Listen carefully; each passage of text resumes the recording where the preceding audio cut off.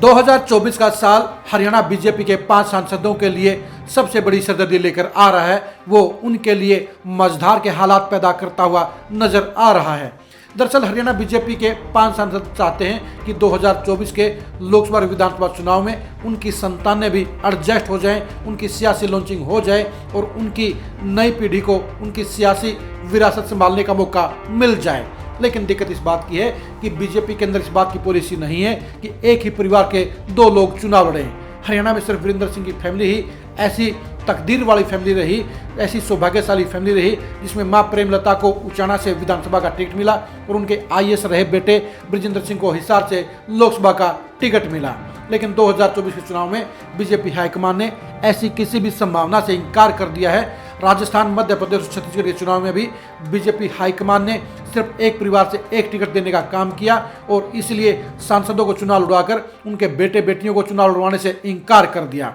अब बीजेपी के लिए हरियाणा में भी ऐसे हालात बन गए हैं कि जहां एक तरफ बीजेपी के 5 सांसद खुद सक्रिय राजनीति करना चाहते हैं तो दूसरी तरफ वो अपनी औलादों को भी सियासत में लॉन्च करना चाहते हैं। लेकिन दिक्कत इस बात की है कि बीजेपी हाईकमान ने साफ तौर पर ये इशारा कर दिया है कि एक परिवार से एक आदमी को टिकट मिलेगी।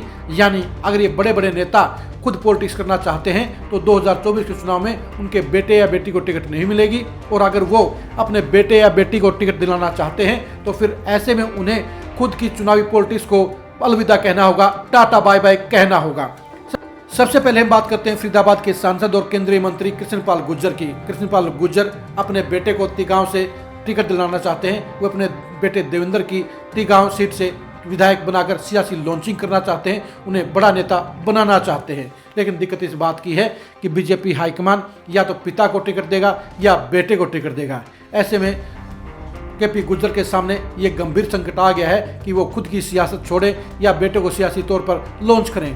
2024 का चुनाव केपी गुर्जर को भी इम्पोर्टेंट नजर आ रहा है। लेकिन दिक्कत इस बात की है कि वो अभी उम्र के उस पड़ाव पर नहीं है जहां वो राजनीति का छोड़ने का फैसला कर सकें और घर पर बैठ जाएं। इसलिए उनके सामने भी हालात अजीब बन गए हैं। एक तरफ उन्हें अपने बेटे का भविष्य नजर आता है तो दूसरी तरफ अपनी खुद की सियासत की भी मंजिल नजर आती है। दूसरे केंद्रीय मंत्री राव इंद्रजीत सिंह भी इसी परेशानी का शिकार हैं। वे अपनी बेटी आरती राव को 2024 में बीजेपी के टिकट पर चुनाव लड़ाना चाहते हैं। उनकी बड़ी ख्वाहिश है कि अब उनकी सियासत की बागडोर उनकी बेटी आरती राव संभालने का काम करें।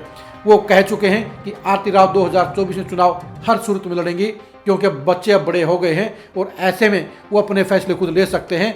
अगर बीजेपी ने उनको टिकट देने का काम नहीं किया तो फिर आरती राव इंडिपेंडेंट चुनाव भी लड़ सकती हैं। हम आपको बता दें कि आरती राव अपने परिवार के मंच के नीचे लगातार कार्यक्रम करती रहती हैं और ऐसे में इस बात की संभावना पूरी तरह से नजर आती है कि अगर बीजेपी ने आरती राव को टिकट नहीं दिया तो ऐसे में वो बीजेपी से अलग निर्दलीय तौर पर चुनाव लड़ सकती हैं। और राव इंद्रजीत भी मेंटली तौर पर इस बात के लिए तैयार हो चुके हैं कि अगर बीजेपी ने उनकी बेटी को टिकट दे दी तो सबसे बढ़िया बात रहेगी और अगर बीजेपी ने उनकी बेटी को टिकट नहीं दी तो ऐसे में वो अपने बेटी को इंडिपेंडेंट तौर पर चुनाव लड़ने के लिए इजाज़त दे सकते हैं। आरती राव भी अहिरवाल की आधा दर्जन सीटों का जायजा ले रही हैं कि कहां से इंडिपेंडेंट तौर पर चुनाव लड़ना उनके लिए फायदेमंद रहेगा और कहां से बीजेपी के टिकट पर चुनाव लड़कर वो आराम से विधायक बन सकती हैं। बीजेपी के तीसरे विधायक हैं भिवानी महेंद्रगढ़ के एमपी धर्मवीर सिंह।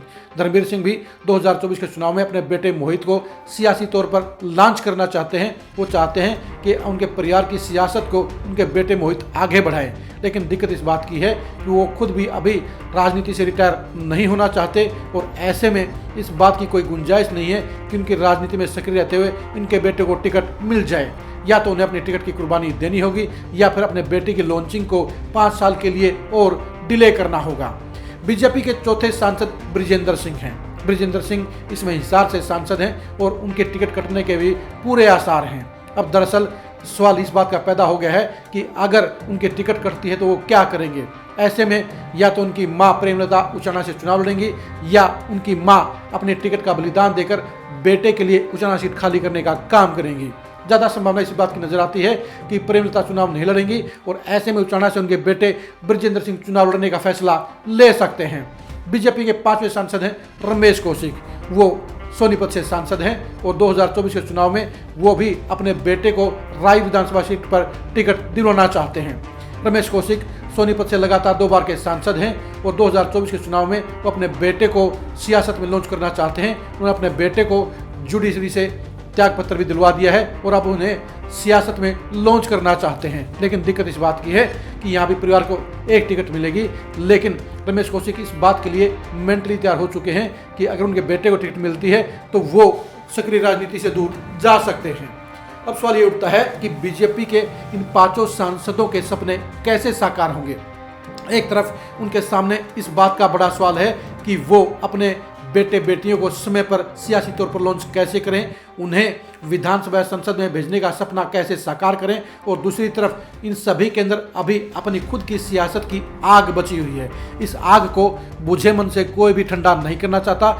यानी 5 के 5 सांसद चाहते हैं कि वो राजनीति में एक्टिव रहें, वो सत्ता का सुख भी भोगें और वो मोदी की टीम में शामिल भी रहें।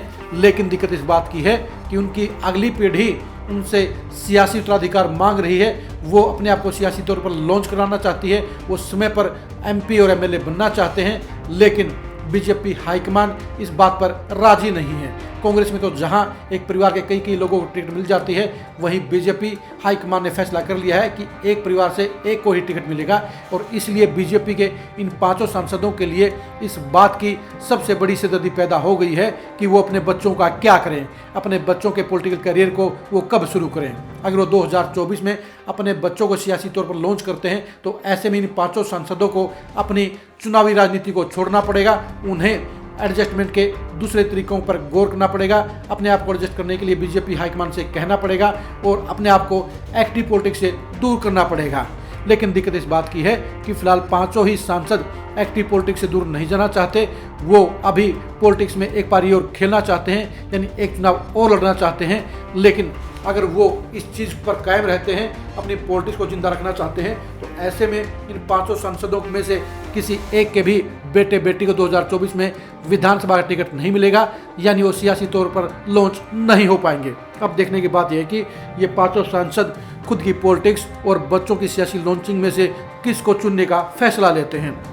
2024 के चुनाव में कृष्णपाल गुर्जर के फैमिली के सियासी भविष्य को जानने के लिए आप खरी न्यूज़ के साथ बने रहिए। 2024 में राव इंद्रजीत और आरती राव के बीच में चल रही सियासी कशमकश को जानने के लिए भी आप खरी न्यूज़ के साथ बने रहिए। 2024 में धर्मवीर सिंह के बेटे के सियासी लॉन्चिंग के सपने की हकीकत को जानने के लिए भी आप खरी न्यूज़ के साथ बने रहिए। 2024 में सांसद ब्रजेंद्र सिंह और उनकी मां प्रेमलता के बीच टिकट के बंटवारे के फैसले को लेकर भी आप खरी न्यूज़ के साथ बने रहिए। 2024 में रमेश कौशिक के सियासी अरमान के अंजाम को जानने के लिए भी आप खरी न्यूज़ के साथ बने रहिए। आप हमारे फेसबुक पेज को फॉलो कीजिए, आप हमारे यूट्यूब चैनल को सब्सक्राइब कीजिए। नमस्कार।